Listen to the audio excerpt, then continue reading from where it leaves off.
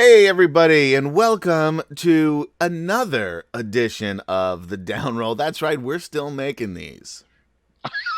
That's true. Or maybe you're watching them.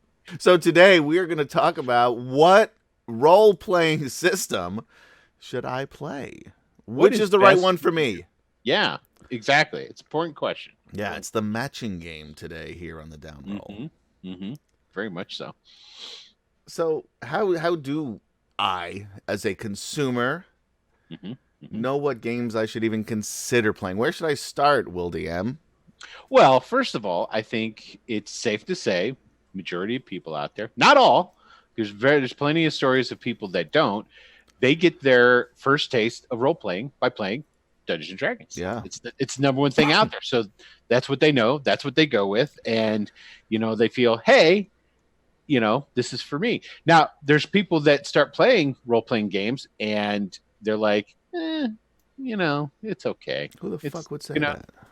well, somebody who's into something that's different than Dungeons What? and Dragons. This is true. So, I you don't know know, if I'm okay with different, but let's talk about what else could be out there. so there is a ton of different things, but that's the important part. Is like, say you start playing Dungeons and Dragons and you're enjoying the role playing, you're enjoying the aspect of it, but swinging swords at kobolds and goblins, it doesn't really excite you really that much. So what should you do? You know, and this is an industry where there's literally a game for everybody. I mean, keep in mind that they've been making role playing games. I think the second role playing game came out in '76. It was really close on the heels after D&D. So let's And say I want to play a game where I could be a bear detective who walks around in underpants and a tweed jacket. Like you that's could the kind of game I want to play. Is there something for me? Because that doesn't sound like Dungeons and Dragons. well, for one, it sure as hell doesn't sound like Dungeons and Dragons at all. You've got that correct. But yes, actually, there is. And I think the first thing anybody who's looking to play expand out, play different games, Mm. the first thing you have Maybe I to went too far with that example. No, that's a good example because the first thing that comes to mind for me is Palladium Books had a series of books based off the Ninja Turtles, and part of it was anamorphic. They had all kinds of rules for playing anamorphic characters, tons. Hmm. So So there you go. there you go. There's one, and there's others. That's not the only one. Like a lot of people start gaming, you game with your friends, Hmm. which is awesome. In person role playing, there's nothing better. But nowadays, if you have a niche type of desire, like a bear that wears tweed suits, And it and that's is your thing, it is a desire. then you can go. And there is a number of virtual tabletop settings nowadays where you can go and you can find the type of people you want. So don't feel that you have to be stereotyped into just what your group's playing. And that's a good point because with the technology nowadays, Mhm. instead of just having you hoping that you have other friends that will also like Dungeons and Dragons or whatever role-playing game you're going to play. Right. Now, over the internet, you can play with your mortal enemy like I do. That's true. I think he's talking about me. Talking about you. You like we'll just say, for example, we'll go away from the bear. I'm sorry, but say like you're a big anime head. I mean, you're a manga and you're an anime head, and you just dig all up on that. That's your groove. Well, guess what? There's role playing games specifically designed out there for that. The first one that comes to mind for me, and I'm pretty sure it's still. I'm going to show my age if anybody who watches this knows what I'm We talking can already about. tell you're old. I know that's true. It's called Big Eye Small Mouth. It was a role playing game that was designed specifically to. Yep, you heard it right. Big That's eyes. even kinkier than my bear shit. But it's designed specifically to bring the flavor of anime into a role playing game, and that's what you do. The first thing you're going to do is go and find what your interests are outside of role playing. What kind of books do you read? What kind of shows do you watch on TV? Are you a big cop drama? Is that like your jam? Yeah, What's maybe that like one show detective that, stories. yeah, what's that one show that's been on forever and they got the Law and Order. Law and That's Order. it. Yeah. Like if Law and Order's your bag, you love it. Guess what? There's police role playing games out there too. What about science fiction? Again, science fiction is probably the easiest one to find different types of role playing games. I mean, if you're a big hard science. This is fiction turning into a weird Yeah. episode. You know, I'm I getting think uncomfortable. We should have a disclaimer before this. it's turning into a weird one for you. It seems when I say certain catchwords, Adam gets excited. I heard role playing before we went live, and I took a weird turn. That's right. But there's Traveler, and Traveler's been around forever, and Traveler's like one of the earliest games. I mean, there's been a number What of about like editions. Rifts? I've heard of Rifts. Rifts is now here we're going back to Palladium, and Palladium I don't know they're what not as big as they used to be. It's like a It's studio a manufacturer. It's like manufacturer. Wizards of the Coast, Got it. Palladium Palladio, books, if you'd like to be a sponsor. right? They were Sure. really big in the 90s, really big. And that's who originally came up with Rifts. And Rifts was the catch-all system. Is basically there's all these different dimension portholes that go to all these different areas and worlds that do anything you want. There was two really big producers of games that produced like tons of all kinds of shit. GURPS and Palladium. What is GURPS? I've heard the word GURPS, but it sounds It stands for something. It's terrible. Generic Universal Role-Playing System. And that That's was the best they could come up with. Hey man, you got to go talk to Steve Jackson about that. I will. They didn't bring me in on that meeting. They I would should have probably have. voted against it, but It's like, so what should we call our new role-playing system? That's it. That's the best. No one else has an idea. you know Here it exactly is. what it was. It was the one guy in the corner. Well, seeing how it's generic and universal system, why don't we just call it the generic universal role playing system? And someone should have stood up at that conference table and said, "Shut up, nerd!" Yeah, But no one they, did because they were all They might have. nerds. You they don't were know. all nerds. That's why They they were all were nerds. coming Yeah. up with a system to begin with. Exactly. Not But that that's there's the anything wrong thing. with that.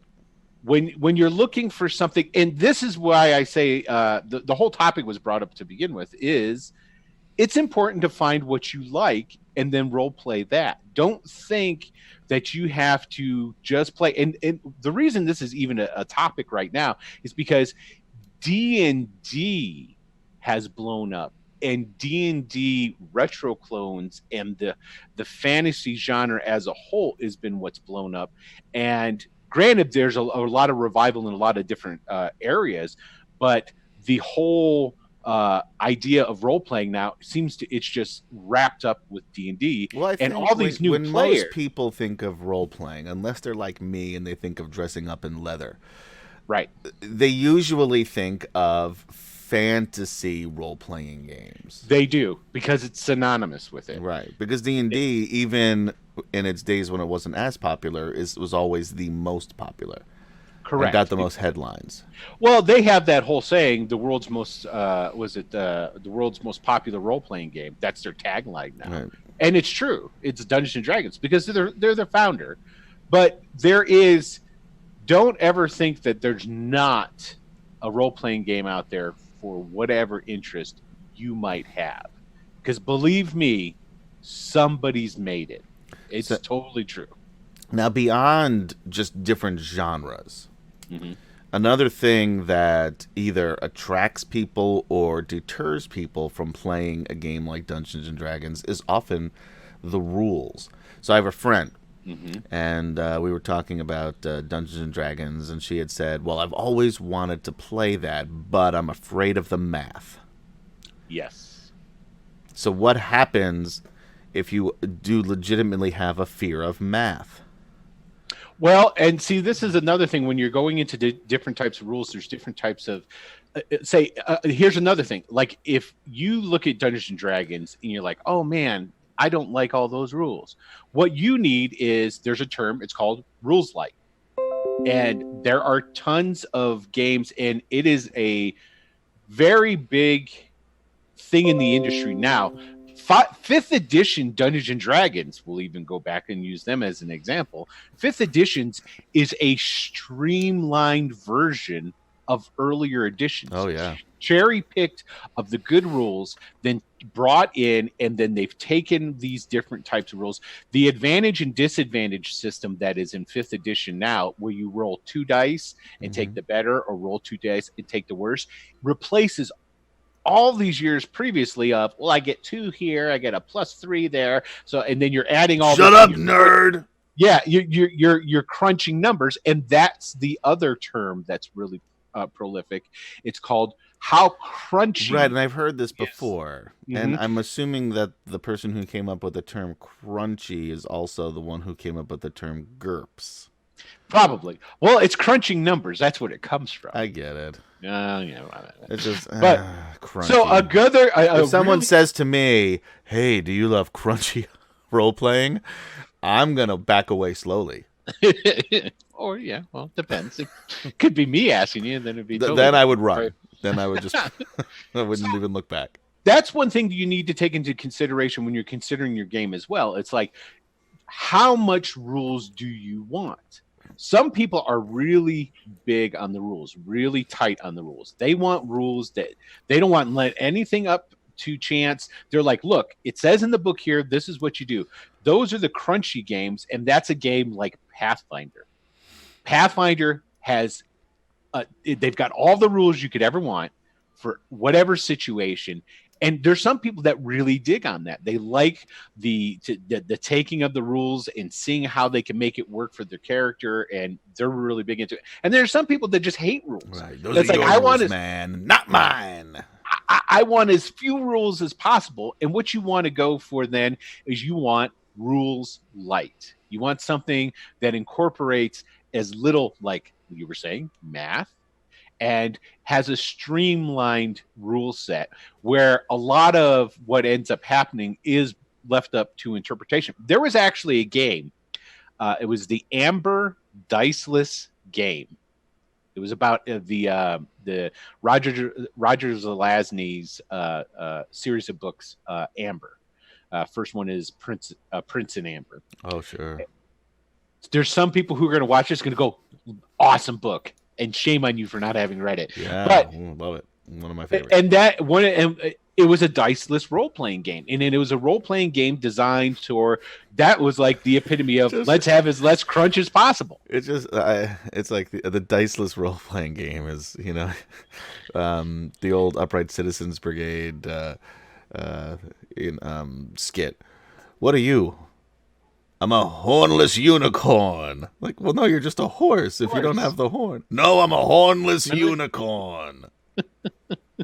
So See, a diceless RPG you can't even wrap your head around that. It's like rules. Yeah, it's like it's something else altogether. A hornless and there were some rules. Horse. There was a Prince Valiant role playing game also that came out in the 90s, and they used the D2.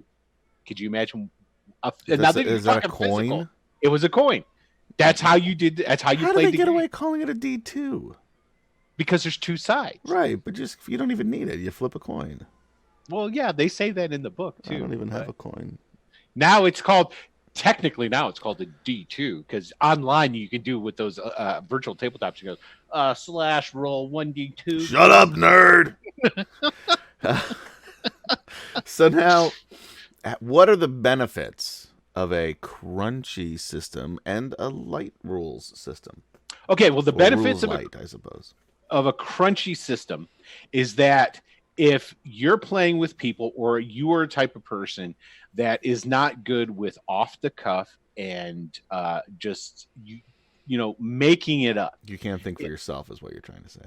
Well, that's a rude way of saying it, but sure, you could do that. But if you need concrete things, there's people out there that, you know, they have to have it in the book. They have to have a rule.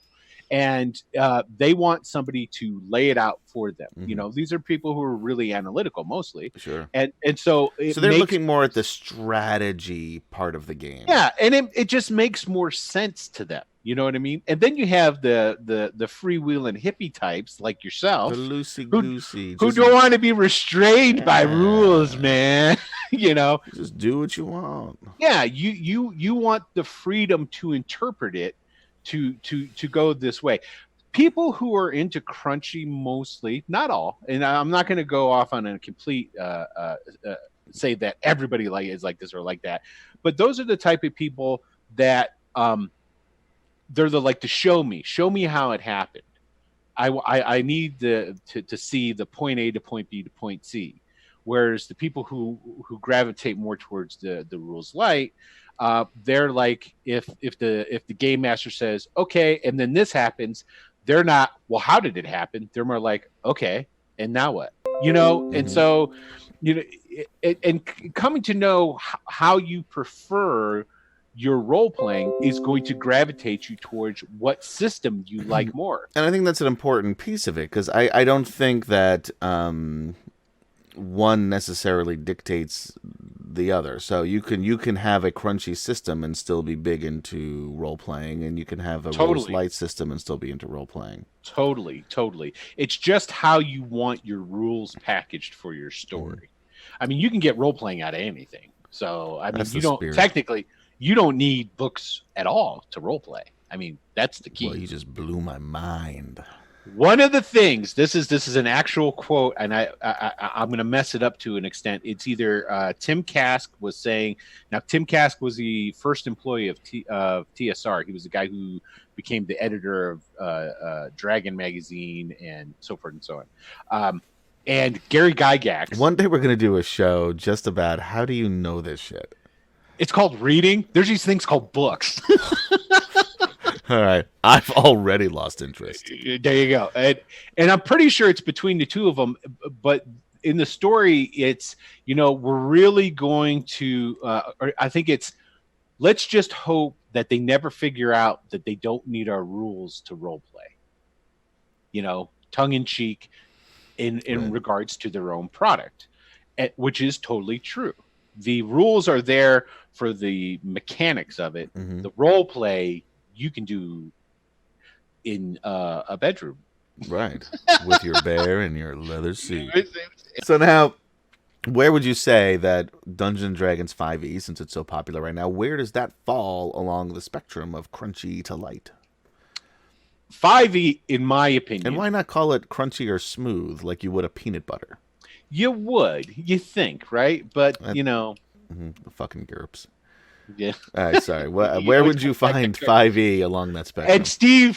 Steve, if you ever, Mr. Jackson, if you ever see this, I apologize for Adam. um, I'm in sure he's my, a regular fan. oh yeah, in my opinion, 5e pretty much falls in the middle because you have to understand earlier incarnations of Dungeons and Dragons were very crunchy games. Mm-hmm. Even fourth edition, the edition But just just nobody played.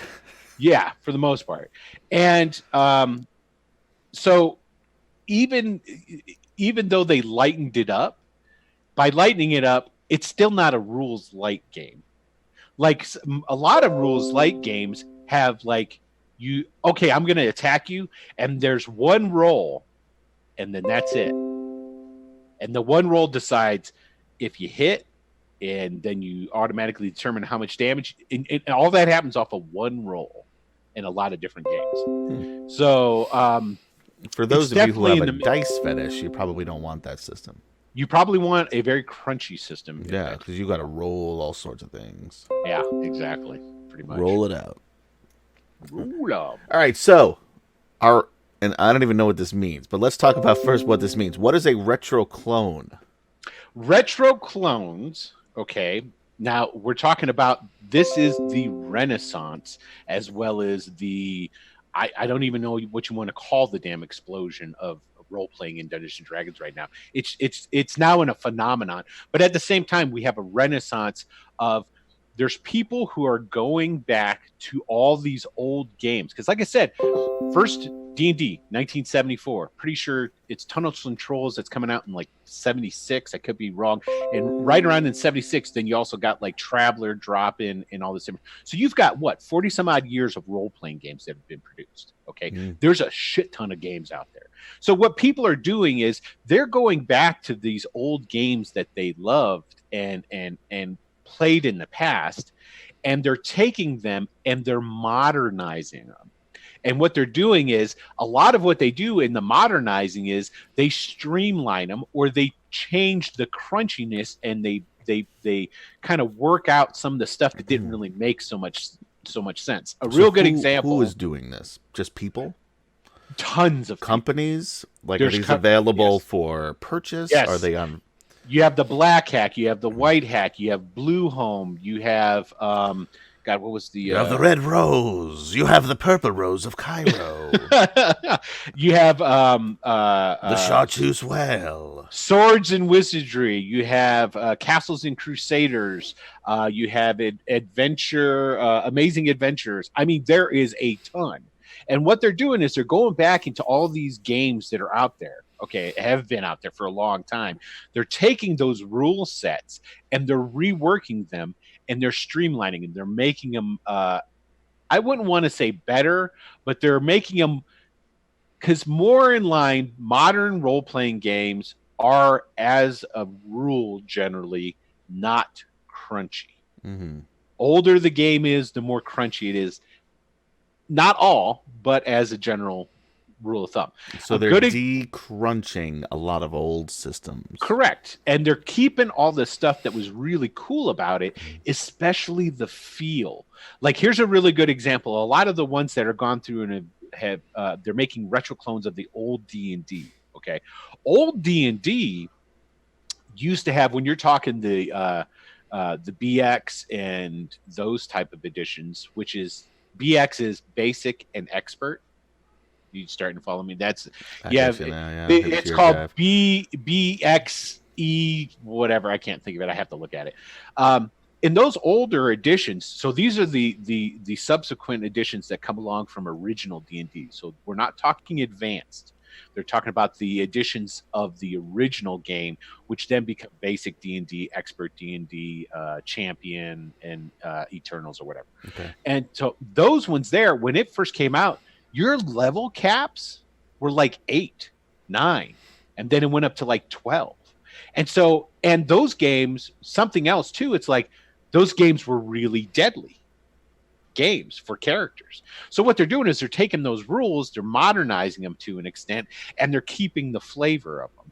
Now there's even more games available and out there. If you like horror, there's Call of Cthulhu. There's a ton of other. There's one called Black Ship or Mothership, which is based off of the Black Hack, which is based off of basic D&D, and it's all about horror in space. I mean, whatever your kick is, man, it's out there. There was a. What if you like love stories? I can't name one off the top of my head, but I will put hard money down that there is a romance role-playing game. Not fantasy. Family sitcoms. Now you might be stretching it, but there's something out there that, let's put it this way, there's something for. There was a game called Toon. Are you familiar with Toon? No. And Toon allowed you to play essentially the Warner Brothers cartoons. Okay. Superheroes they've had. There was a DC game. There was a Marvel game. Yes. And that's another one of the earlier incarnations. I think the first superhero role-playing game comes out in 1977, and it piggybacks off of original D&D. It uses their rules, and then they just expand on it. So now, are these retro clones even worth looking into? Yes, 100% they're worth looking into, especially if you're somebody, one, who is an older gamer, and you're consider yourself like a grognard, maybe grognard second generation. Talk or something about like what that. the fuck a grognard is. Okay, a grognard. You say it all the time. Yes, I do. Okay, what a grognard is the terminology that is used to define somebody who is old school role player. I've been in the role-playing industry for a long time. It comes from Napoleon and Napoleon's army. The nickname of the old guard that was his elite troops, they were called grognards. And this even goes back further, and it shows the military wargaming roots of role-playing games. And so, because they take that term from even there to describe old school role players, they're grognards. But you will like a lot of these retro clones because it's familiar. It's territory you've been, If you're and old. it's well, if you're old, yes. Like What about for like newer players now- and younger players? Is it now worth it for newer them? players, whereas the older guys are going to like it because they're familiar with the games and it's got a revamped rule system that Right. they're It makes it more- easier 'cause- to play because the older Yeah, you 'cause- get, your memory goes and you don't know how to play all these crunchy Well, rules. and to be honest, newer games with that much experience of over 40 years of role playing, They're bound to improve. they have improved. Okay, now if you're a newer player and you're into, again, this goes back to what everybody is just familiar with. If you find the high fantasy, because that is what standard D&D is, it's Right. high fantasy. If you find that just not quite your cup of tea, it's just you don't really care for it so much, you want something more like the Conan books that you read or the comics that you, something along these lines, you going into these retro clones and going back into Or I these- would say for the younger folks, like a Game of Thrones type game. that's a great example. Right, Great because I'm trying to example. keep it to the skew to the younger audience. Right, and well, I'm a good nerd, and so yeah, that's a really good example. If those retro clones are really good for that, and here's a great example. If you want to play a game that's sort of like Game of Thrones, you go and you pick up a role playing game like low fantasy gaming. Hmm. That's a great one that you can. I'll tell you what, not so creative in the title, but very descriptive. Oh, but the rules are fantastic, and it that is a really good example of taking the old school feel and the rule system. This isn't even a retro clone, really, because it's not based on the bones of an earlier edition. I mean, sort of D&D it is, but it's pretty much new type of way of looking at making rules, and that's a great way you can do it. You can have something where combat's a little more deadly. Things are a little more serious. If that's more your vibe, man, then a lot of these retro clones are along those lines, and you'll dig on it. So we've determined that unless you want to play Seinfeld the RPG, there's pretty much anything else out there for you. Yes. Now, where do I find Find groups? Seinfeld? Right. Well, I know where to find Seinfeld. Are you kidding me? Yeah. I've got the DVD box set. I know you do. How do you find groups for these games? Like I want to play something new. I want to stop playing D&D with you, Will, is what I'm saying, and I want to play I got something it. I different and understand. something new. Okay, number one thing. Or I just want to find a different group to play D&D with.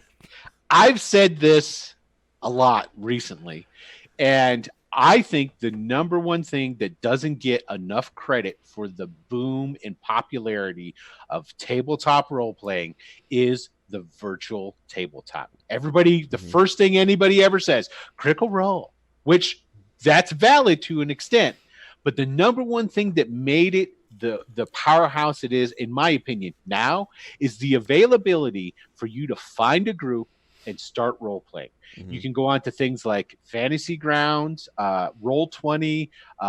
There's a couple other ones, like their names escape me at the moment, but Fantasy Grounds and Roll20 are the two big ones. Roll20 is free. Yeah, you don't have to pay for it. You go on there, you can go into looking for groups, look for people that are have games. You apply. Now, like anything in life, you got to kiss some frogs before you can find the prince. It might be hard to find the right. There's a frog kissing role playing game. I bet you that. Actually, there is. I'm not surprised. But there's a fairy tale role playing game. But as it were. so you can go into these virtual places, and there's places that advertise on you want to just play because you don't need anything fancy like a Roll20 or a Fantasy Grounds. A lot of people just do it in Google Hangouts and stuff. And you can Sure. go on to Facebook and you can find tons of groups of people Mhm. of looking for other people to role play. The internet and the virtual tabletops have made it easy. You know, back in the day when you were gaming, you had to go down to the hobby store if your friends weren't role playing and look at people who posted up sides with the little tear things off with a phone number trying to put together groups. Well, now people can connect all over the place. Meetups, go on to Meetup. There's absolutely a ton of role playing stuff on Meetups, A and lot of it's specific for your Pathfinder, though, towns. I found. Well, there's D&D too. You just got to know how to type in the right stuff. So that's all right. I can't. Yeah, I actually, one of my issues is I cannot physically type the characters D ampersand D. Yeah, it's the ampersand that throws you off. Throws it doesn't it? off. I Yeah, just it's keep I over. just keep typing dad, and then I get a whole other type of meetup. That's true. You might see me on one of those. Just saying. So anyway, there's a lot of different games you can play, a lot of different ways you can play it, or you can just sit back and watch us play two different types of rule sets: Dungeons and Dragons 5e on Tuesday nights here on Wicked Studios LLC Twitch channel, and also on the YouTube /Mr. Adam PL channel, as well as on Wednesday nights, also at 9 p.m. Eastern Time, Tales of a Savage Land, a Savage Worlds RPG system. That's true. Very true. And we've got other things in the mix. I can't say it right now, but there's two other possible games going to be coming. Yeah. Not saying anything else right now. All right. Because I don't want to be a liar. No one's watching this with me anyway. All right. For Will DM, I am Adam, and we will see you at the hobby store virtually. Mm. Shut up, nerd.